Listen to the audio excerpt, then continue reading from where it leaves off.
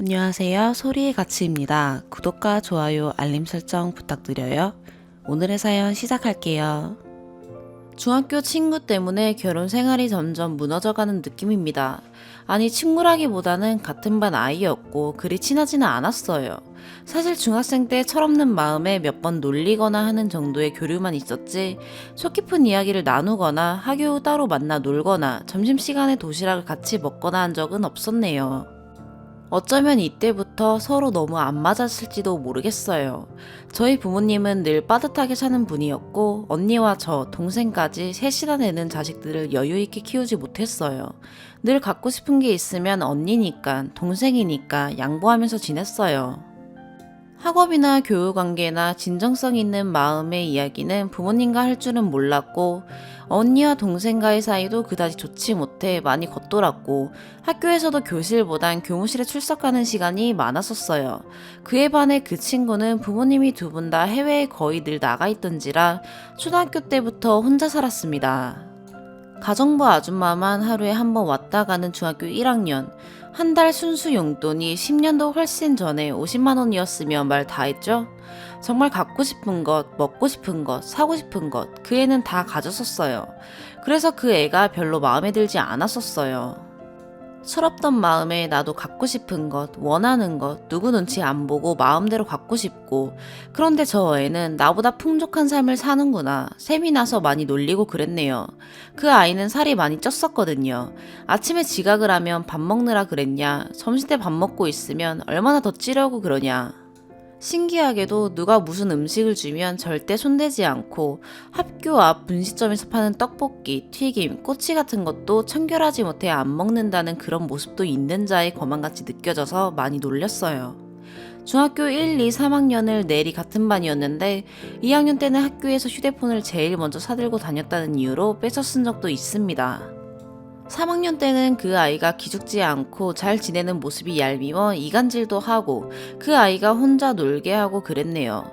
참 지금 생각해도 너무 철이 없었어요.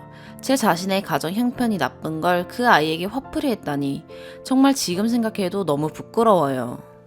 그러다가 중학교 졸업할 시즌쯤에 저도 철이 들어서 그 아이한테 그동안의 행동을 사과하고 싶고 용서받고 싶다는 생각에 몇 번이나 기회를 잃고 있다가 졸업식 날 하자라고 결심하고 갔는데, 그 아이는 졸업식에 아예 결석을 했더라고요.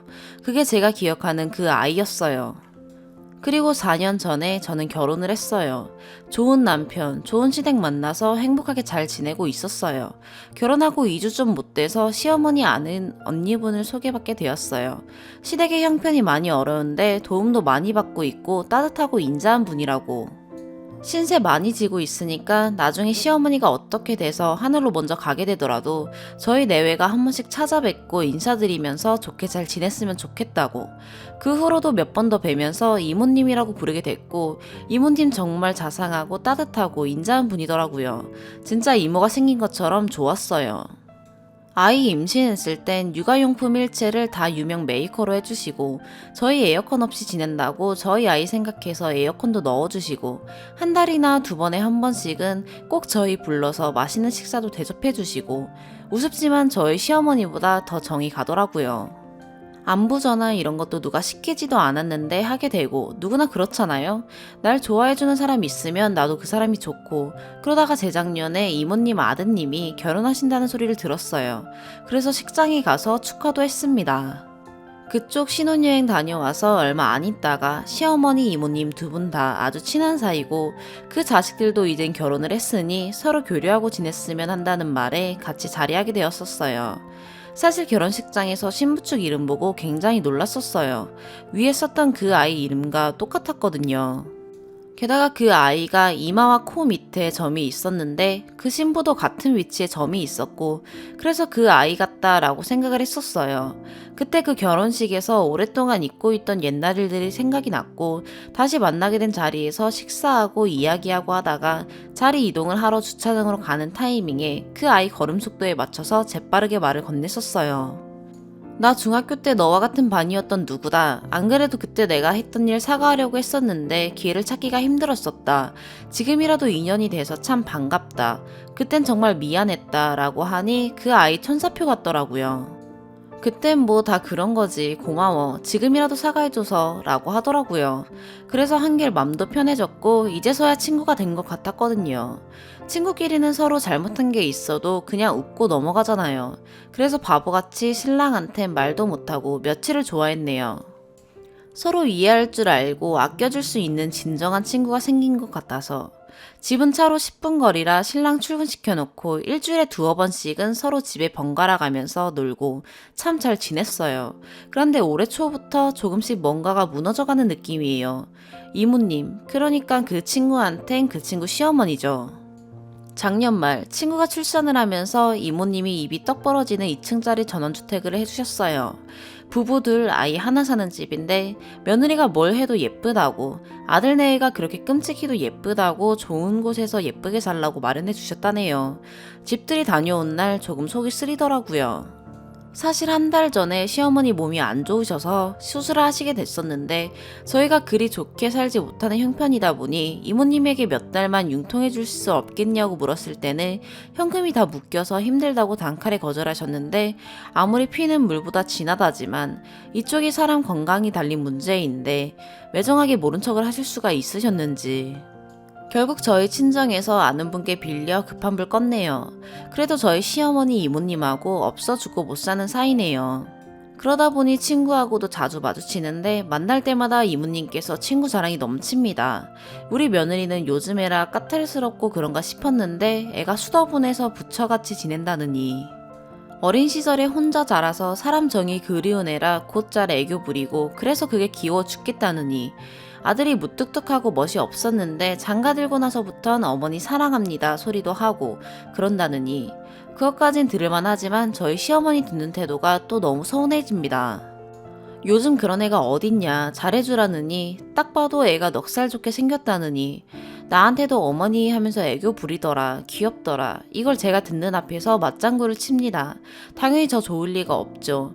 그래도 뚱한 표정이면 그럴까봐 저도 맞장구는 칩니다만 속은 문드러지는 거죠. 시어머니는 원래 가정주부고 이모님은 은퇴하셔서 그쪽 아들 내외 용돈 및 물려받은 유산 등으로 일을 전혀 하지 않으니 일주일에 대여섯 번은 만나는데 그중 반절을 저희 집에 와서 저러니 제가 받는 스트레스가 이만저만이 아닙니다. 아직 형편이 좋지 않아 분간은 못했어요.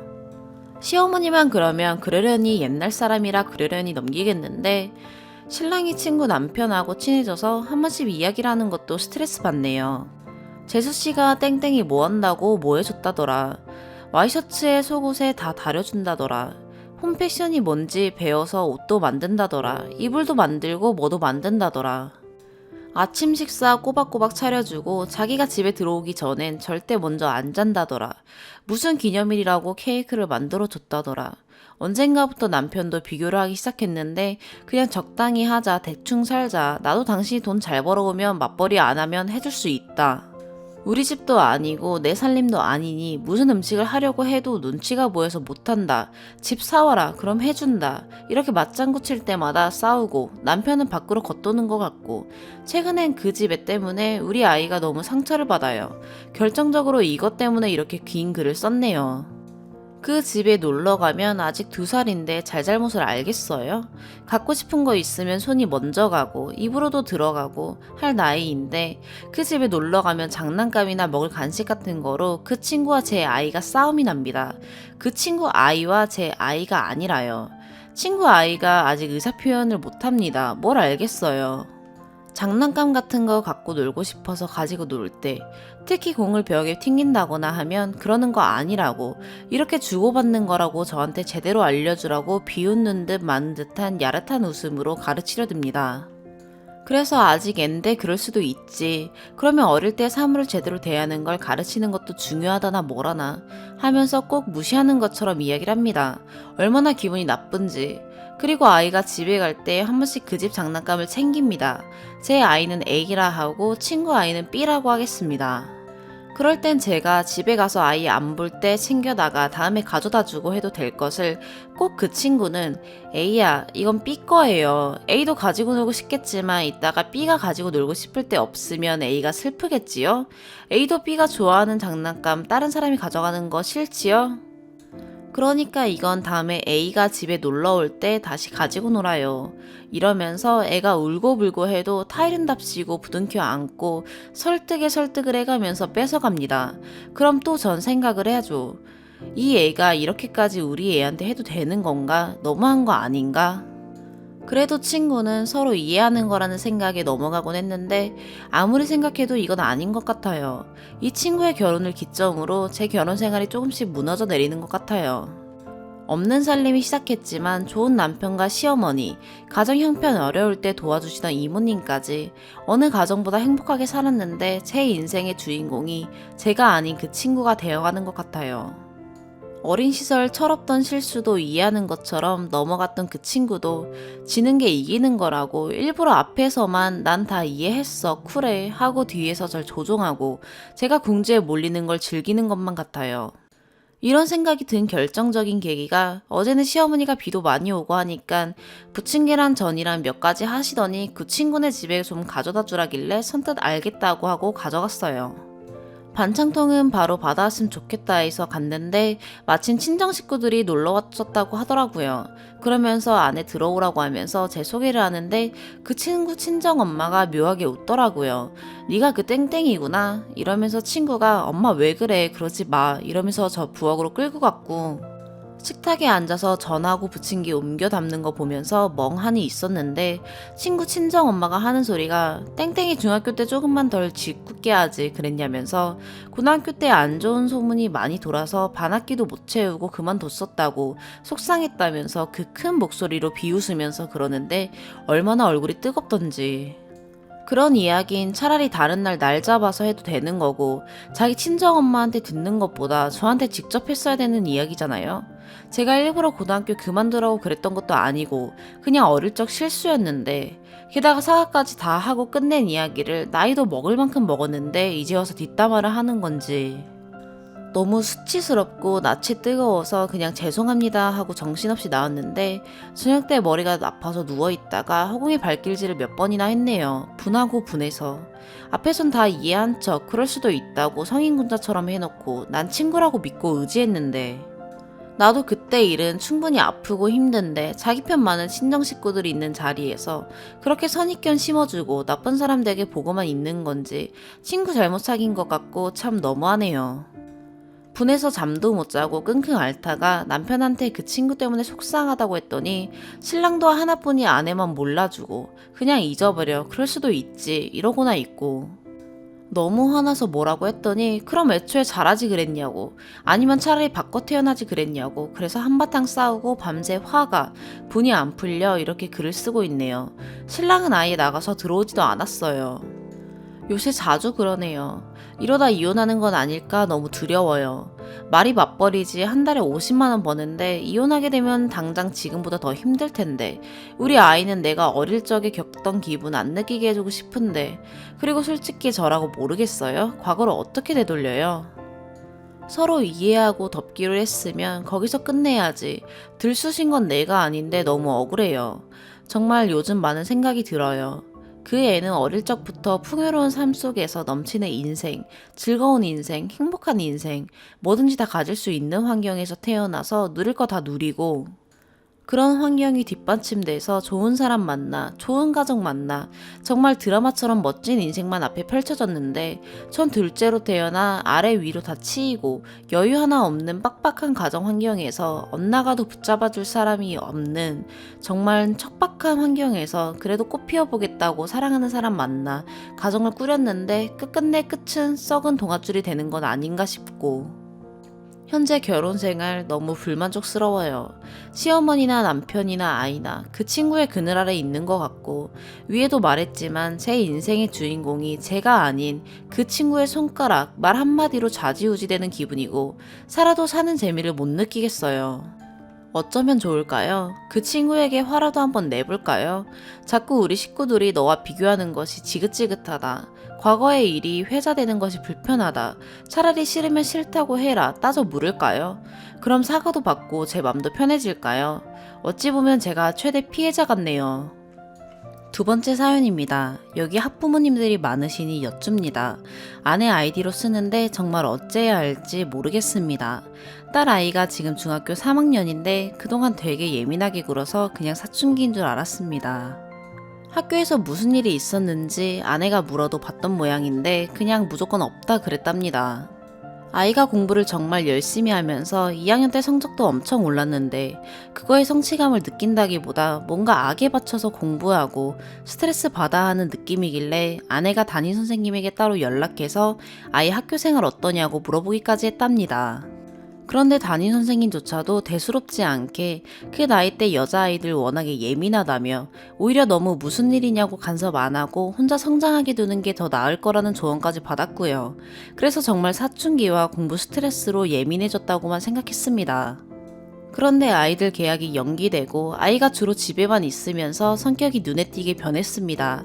저희한테도 어릴 때처럼 마냥 사랑스럽고 다정한 모습으로 대했고 중학교 올라가면서부터 입도 짧아서 밥 한 공기를 채 못 먹던 애가 입맛이 도는지 살도 딱 보기 좋게 찌고 정말 긍정적인 모습으로 변했거든요.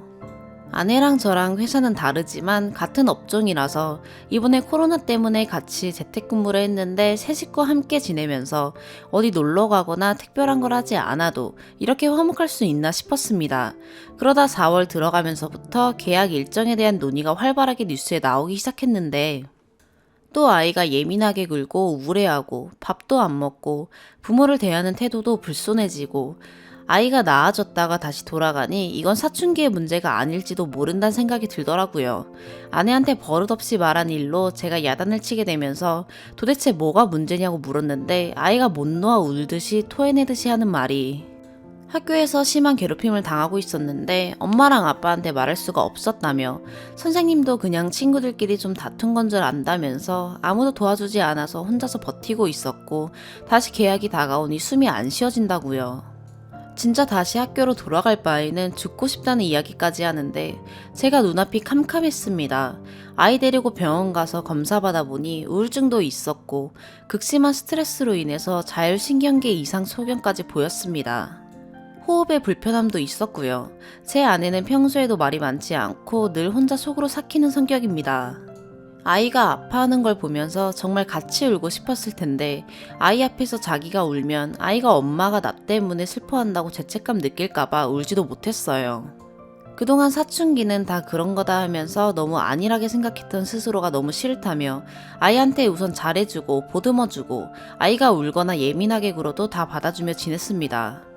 작년 담임 선생님한테 연락해서 긴 시간 동안 아이가 지속적인 괴롭힘으로 힘들어했으니 학폭위를 열어달라고 요청했고 코로나 때문에 계약도 못하는 판국에 당연히 쉽지 않은 일이라는 답변이 돌아와 상황이 상황인지라 저희도 당장에 학폭위를 요구할 수 없다는 걸 알기에 우선은 아이의 마음을 돌보는 일을 최우선으로 여기고 있었습니다. 아이는 새 물건을 사줘도 며칠 안 가서 망가뜨리거나 더러워져 쓸 수 없는 지경으로 만들었었는데 그게 괴롭힘에 의한 거였다는 걸 알고 물건 귀한 줄 모른다고 야단쳤던 때가 너무 후회되고 폭력도 있었고 아이와 상관없는 거짓 소문을 퍼뜨려 학원의 다른 학교 남자 학생들한테 추파 던지는 아이라는 소문을 듣게 했고 그 밖에도 교과서 없애고 수행평가 방해하고 단톡방에 자꾸 초대해서 괴롭히고 정말 아이가 힘들어해서 물어보는 것도 미안했지만 치료 과정에서 조금씩 터놓는 것들을 종합하니 정말 끝도 없이 나오더군요. 근데 아이에게 집중하느라 아내 속은 못 들여다봤던 제 불찰입니다만 아내는 이 사실들을 토대로 증거를 수집하고 가해자 학생과 그 부모의 연락처를 알아냈습니다. 그러다 저번 연휴에 아이를 톡상으로 괴롭히는 메시지를 보게 되었는데 학교 안 나와서 너 요즘 살판 나겠다. 곧 계약하기만 하면 다시 우리 재밌게 지내보자는 내용이었다고 합니다. 아내는 그 즉시 아이폰으로 그 가해자에게 답장을 했습니다. 지금 당장 보자고, 나오라고. 그러자 가해자 학생과 그의 동조했던 학생들이 비웃으며 미친 거 아니냐. 그래, 오랜만에 정신교육 좀 다시 시켜줄게. 어디로 나오라고 답이 왔고요. 아내는 말 한마디 안 하고 딸 손을 꼭 쥐고 집을 나섰습니다. 저는 재택근무 중으로 다른 방에 있어서 현관문 열리는 소리만 들었지 상황을 몰랐습니다. 딸애도 그냥 엄마가 자기 그만 괴롭히라고 아이들한테 좋게 말하는 정도일 거라 생각했는데 막상 가서 4명의 학생을 앞에 세워놓고 때리지만 않았을 뿐이지 온갖 악담을 다한 상태입니다. 가해 학생들이 저희 딸이 엄마랑 나온 걸 보고 당황하자 지금부터 여기서 한 발자국이라도 움직이면 네 부모에게 바로 연락을 해서 그동안의 네 모든 악행을 알린 다음에 지금까지의 증거를 가지고 경찰서로 갈 거라고 했고, 주동자 외에 다른 학생과 딸에게 지금부터 아줌마가 하는 말 모두 녹음하듬 하라고 지시한 후 원하면 인터넷에 올려도 되고 부모님께 영상을 보여주며 알려도 된다고 말했다고 합니다. 영상에서 한 말들을 옮기자면 얼마나 딱한 인생을 살았으면 고작 네 존재 가치를 확인하는 방법을 남에게 고통을 주는 걸로 택했느냐. 네 부모도 네가 고작 친구 괴롭히면서 평생 가지도 못할 겉핥기식 친구들이나 이렇게 몇 명 거느리고 다니면서 인생 시궁창에 처박고 있는 것 알고 있느냐. 너 같은 애가 나중에 할 수 있는 일이 아줌마 시대 때는 월급도 제대로 안 주는 회사에서 책상 차지하고 앉아서 격리라는 이름 달고 있었지만, 그런 일은 이제 네 그 텅텅 비기라도 했으면 다행이지 썩는 쓰레기로 가득 찬 머리보다 훨씬 나은 컴퓨터가 대신할 거라서 네가 할 수 있는 일은 아무것도 없다. 누가 너같이 영혼에서 악취가 풍기는 사람과 오랫동안 함께해 주겠냐느니, 부모도 너를 낳은 죄로 데리고 살기는 하지만 하루빨리 벗어나고 싶을 거다. 살면서 한 사람 몫으로 구실도 제대로 못하고 쓸모없는 인간인데 심지어 쓰레기면 눈앞에서 치우는 게 맞지 않겠느냐. 그래서 너를 내 딸 인생에서 치워버릴 거다. 내 딸 근처에도 오지 말아라. 같은 학교라 어쩔 수 없다면 최대한 찌그러져서 없는 것처럼 살아라. 물론 그러고 있어도 워낙에 네 인성이 썩어서 풍기는 그 악취는 감출 수 없겠지만 네가 내 딸을 괴롭혀서 내 딸이 괴로워해서 너 보고 꺼지라고 하는 게 아니다. 그냥 너 같은 게 내 딸 주변을 얼씬거리는 자체가 싫다. 고작 너같이 하찮은 게 뭐라도 되는 양. 마치 내 딸과 내 가정에 언제든지 공포를 느끼게 할 수 있다는 듯이 가짜는 몸짓을 부풀려서 내 딸을 스트레스 받게 하는 너를 내가 반드시 제거하고 말 거다. 만약에 지난 2년 동안 네가 내 딸에게 했던 행동들, 내 딸이 도저히 용서할 수 없고 극복하기도 힘든 트라우마로 남게 된다면 난 내 딸이 행복해지지 못했던 그 시간만큼 네 인생도 아주 불행하게 만들어버릴 거다. 네가 고등학교에 가도 학폭 가해자라는 걸 알릴 거고, 대학을 가도 회사를 가도 누구를 만나도 반드시 네가 범죄자라는 걸 모두가 알게 할 거다. 만약 그게 두려워서 내 딸이 널 용서하게 하려고 이제와 잘해줄 생각이라면 잘 들어라. 마지막으로 얘기한다. 내 딸 근처에도 오지 말아라. 네가 또 내 딸을 괴롭힌다는 소리가 들리기만 하면 난 이 영상을 인터넷에 올려버릴 거다. 사람들은 아마도 날 욕할 거다. 어느 어른이 아이한테 저런 악담을 퍼붓느냐고.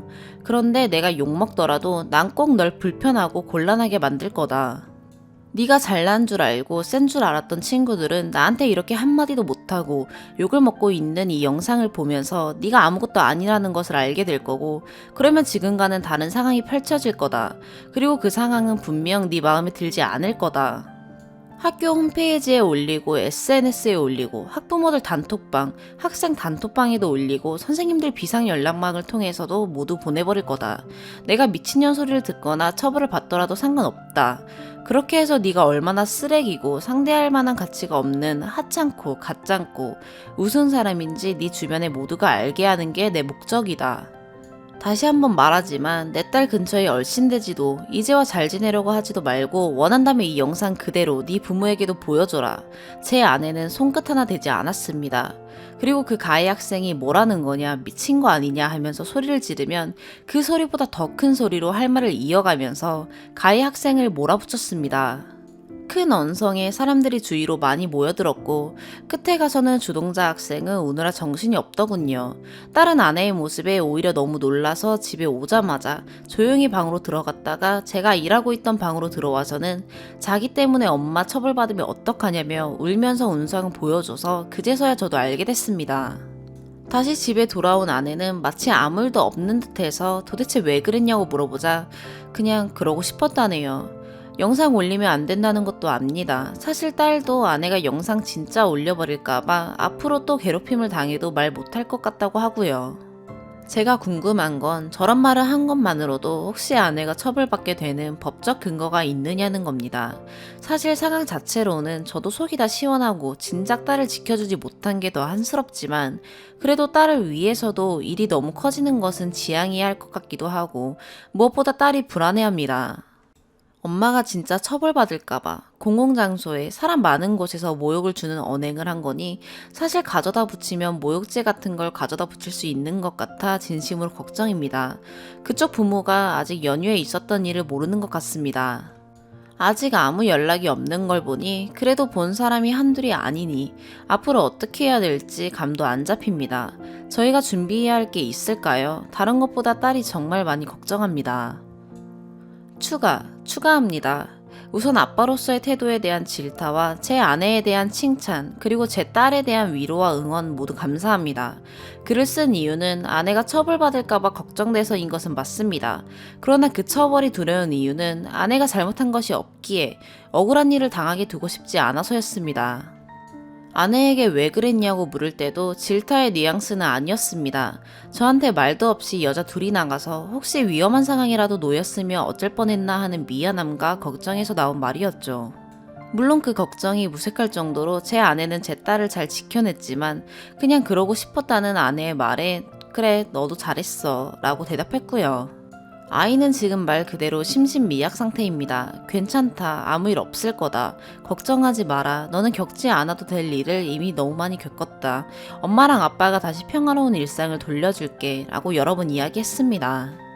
그저 자율신경계 이상으로 온 몸과 마음이 곤두선 제 딸에겐 안타깝게도 불안이 기본값입니다. 그래서 아내와 상의하여 이 글을 여기 쓰게 된 것입니다. 저도 아내가 처벌받을 여지가 있는 일이라면 미리 대비하고 싶었고 처벌받을 일 없으면 없는 대로 있다면 대처 방법이 이러이러하다라고 아이에게 알려주고 안심시키고 싶어 글을 쓴 겁니다. 그리고 그 바탕에는 아내가 한 일이 옳은 거라는 확신이 있었고요. 어제 저녁에 아이에게 글 링크를 보내줬고 오늘 아침에 유난히 일어나기 힘들어하며 식탁에 앉았습니다. 밤새 계속 새로 고침하면서 댓글을 봤대요. 그리고 엄마가 나 때문에 처벌받으면 어떡하냐는 걱정은 더 이상 하지 않을 거라네요. 자기가 강해져야 엄마가 가해자 학생들에게서 자기를 지켜준 이유가 생긴다고요. 여러분 덕입니다. 그리고 사실 저는 신경 안 씁니다만 아이는 꾸며낸 이야기 아니냐는 의심이 많이 억울했는가 봅니다. 이번 일로 특히 억울해지는 상황에 대해 반응이 좀 더 민감해지기도 했고요. 절대 주작, 자작은 아니라고 꼭 써달래요. 잘 이겨내겠습니다. 이번 기회로 더욱 사랑하며 사는 가족이 되겠습니다. 그리고 이 땅의 어떤 청소년도 학교 폭력으로 희생되지 않기를 간절히 빕니다. 모두 편안한 주말 되시길 바랍니다. 세 번째 사연입니다. 결혼을 위한 연애가 아닌 진심으로 좋아하고 사랑한 사람과 한 결혼인데 너무 힘든 맘에 술 한잔하고 그를 끄적여봅니다. 제가 추위를 심하게 타는 편이라 바람 부는 지금 밖은 너무 쌀쌀하지만 집안 공기는 더 냉랭해서 집 앞 놀이터 벤치에 앉아 있어요. 연애 땐 몰랐어요. 결혼은 현실이라는 말을. 연인 사이일 때조차 우린 전화 한 통 한 번 길게 한 적이 없었고 용무가 없으면 톡은 종일해도 전화는 하지 않았어요. 야근 많고 일이 빡센 곳이었지만 당시 여자친구인 지금 와이프는 저의 연락과 칼답에 제가 얘기한 것 치곤 한가한 회사인 것 같다 했을 만큼 저는 기다리는 것도 기다리게 하는 것도 좋아하지 않는 성격입니다. 일주일에 한 번 하는 데이트 때마다 계획하는 걸 좋아하는 전 우리가 갈 곳과 맛집을 조사했고 와이프에게 먼저 원하는 걸 물어보지만 아무거나라는 답변이 올 걸 알기에 그땐 제가 준비했던 계획을 실행하는 연애를 했어요. 국내 여행도 이곳저곳 많이 다녔지만 우리 사이엔 특별한 장소나 음식이 없으면 혹은 특별한 무언가가 없으면 대화가 이어지지 않는 커플이었어요.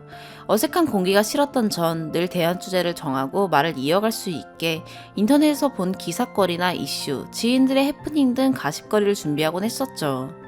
한 번의 이별이 있었지만 속 얘기를 늘 털어놓지 않았던 와이프에게 왜 내게 이별을 얘기했는지, 왜 재회를 생각했는지 등 물어보긴 했지만 속 시원한 대답은 들을 수가 없었습니다. 그래서 전 이유를 잘 모르지만 한결같았던 자기만 바라보는 사람이니 좋았지만 너무 자신만 바라보는 제가 저도 모르게 의지하며 부담이 되거나 기댈 수 없는 존재라고 느껴 배우자감이 아니라고 생각해 이별했고 다른 남자도 만나봤지만 거기서 거기일 뿐 사람 사는 게 다 똑같으니 그럴 바에야 자기에게 헌신적인 이 남자 한 번 더 지켜보자는 마음이었을 거라고 추측할 뿐이에요. 이혼 가정에서 자라 부모와 떨어져 오랜 시간 혼자 살면서 전학도 많이 다녔던 와이프였기에 지독히 외로웠을 테고 누군가와 진심 어린 마음을 공유하는 게 힘들지도 모를 삶을 살았을 거다 생각하며 전 늘 스스로 답답한 마음을 위로하며 머리로 이해하곤 했어요. 그런데 제 마음이 변했나 봅니다. 늘 주기만 해도 행복했었고 평생 이 사람만 곁에 있다면 더 바랄 게 없다 생각했던 저도 이젠 나보다 더 날 챙겨주고 좋아해줬으면 좋겠고 날 의심하고 질투했으면 좋겠고 본인 힘든 거 감수하고서라도 좀 더 내게 신경 쓰고 날 위해줬으면 하는 그런 마음. 내가 그동안 그래왔던 거에 반만이라도 돌려줬으면 좋겠다는 서운한 마음이 밀려오네요. 한 달째 말을 섞지 않은 지금, 이젠 그러려니 할 만큼 이상하지도 않게 돼버렸지만 전 잘못했다고 생각하고 있어요.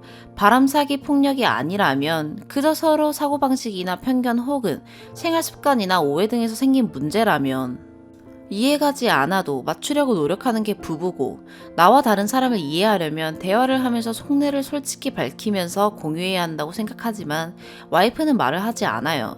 연애 때도 별반 다른 게 없었지만 결혼 이후 부부관계도 없었고 남들은 신혼이라 생각하는 이맘때지만 전 그냥 돈 버는 기계 그 이상도 이하도 아니에요.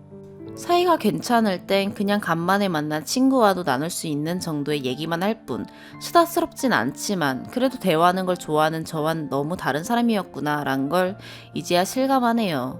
와이프에게 저의 기대는 저와 마찬가지로 숨막히는 고통일지도 모르겠어요. 저의 고민을 모르는 과장님은 제가 가족 문제로 고민하는 것 정도는 인지하고 있어서 제게 바라지도 않는 조언을 해주더군요.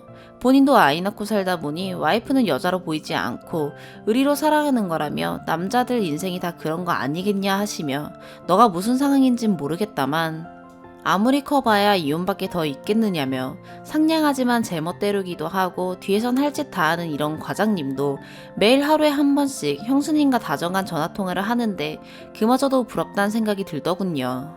자기 와이프를 남에게 저렇게 얘기하고 행동거지를 저렇게 해도 여전히 관심과 사랑받고 잘 사는구나 하고요. 별거 아닌 사소한 걸로 시비부터 싸웠으면 좋겠어요. 그리고 화해하고 풀고 와이프는 그냥 입을 닫아버려요. 난 내가 잘못한 게 없는데 상대방의 입장에서 한 번 더 생각해보지 못해서 생긴 아주 작은 오해일 뿐인데 그건 나도 마찬가지인데. 그냥 일주일이고 한 달이고 대화 없이 화장실과 부엌을 오가다 마주치는 상황에서도 절대 눈을 안 보는 그런 환경, 이제 너무 숨막힙니다. 과거 내가 그렇게도 좋아했던 우리 사이가 참 아름답게 비춰졌던 모습들을 떠올리며 마음을 다잡아보려 하지만 그저 나 혼자만 좋아서 들떠있는 제 모습만 떠오르더군요. 동생을 잃은 슬픔 이후 전 곁에 있는 사람이 없어지는 걸 극도로 못 참고 힘들어하는 사람이 됐어요. 그 때문에 더 놓치지 않기 위해 발버둥 쳤던 우리의 과거는 나 혼자만 남아있더군요. 저 혼자만 눈 딱 감고 힘든 건 친구와 술 한잔 기울이며 가장으로서 책임감만 다 한다면 우리 사이 무탈하겠지만 전 그런 걸 원하진 않아요. 바닥까지 추한 모습 보이기도 하고 때론 상대가 걱정할까 힘든 거 숨기면 괜찮다 미소 짓기도 하지만 정 힘들 땐 서로에게 믿고 기대면서 그러면서 끈끈해지고 평생 그렇게 안 맞는 맞출 수 없는 퍼즐 조각을 완성이 되는 그날까지 머리 맞대며 노력하고 싶어요. 저 혼자 말고 같이요. 진지한 얘기를 꺼낼 때면 안색부터 바뀌는 와이프였지만 그럼에도 불구하고 얼마 전 진지하게 이런 부분에 대해 물어봤어요. 우리가 대화로 될까? 다시 묻더군요. 우린 대화를 한 적이 없었는데 친구와 해외여행을 준비하던 와이프는 생각할 시간이 필요하다며 여행 다녀와서 얘기해보자 했지만 그 이후 며칠째 우린 대화 시도조차 못하고 있습니다. 타이밍이나 분위기 잡기도 쉽지 않지만 와이프 성격상 먼저 하기엔 더 힘들 거란 걸 알아요.